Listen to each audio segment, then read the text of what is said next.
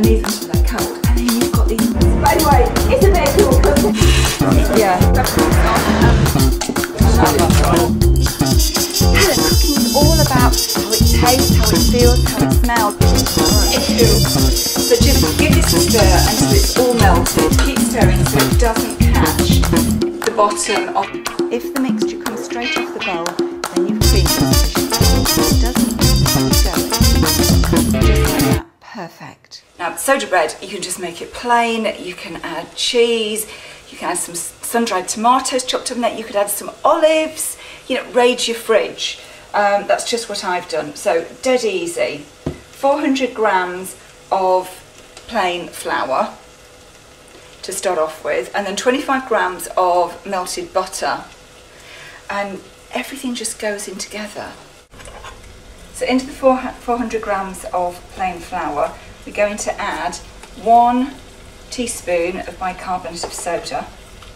Hence where the word soda bread comes from, because it's the bicarbonate of soda that, when added to liquid, generates carbon dioxide, which helps the bread rise in the oven without having to use yeast.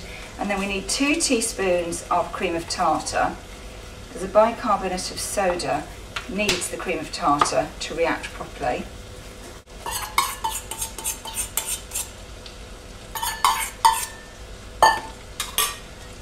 And then we're going to add 300 mils of milk. I'm not going to add all of it at the same time. Just start off adding a wee bit, stir it round, and then add the rest.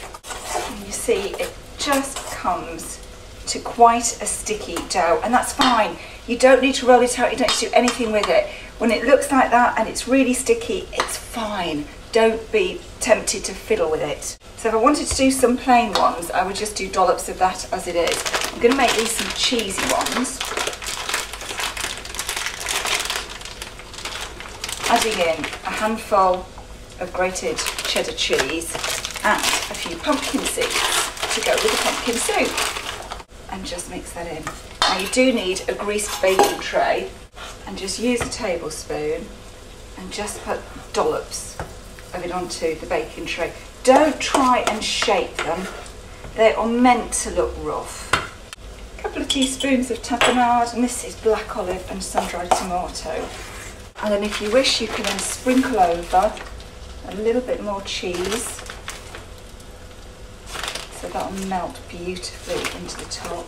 And a few more pumpkin seeds as well. So they go into a slightly hotter oven, 190 degrees, gas mark 5, or the second shelf of the roasting oven in an Aga, and they'll take between 15 and 25 minutes to cook. They should be golden brown on the top and cook through in the middle, so when you insert a skewer, it comes out clean. So there we go, we've got some gorgeous soup with some really, really dead easy soda bread. Now, the advantage with this soup is that you can pad it out. You could cook up some rice, steam some rice, add some rice into it and make it much more of a substantial meal. You could put some pasta into it or some little shapes and make it more of a pasta sauce, especially if you're cooking these for children as well.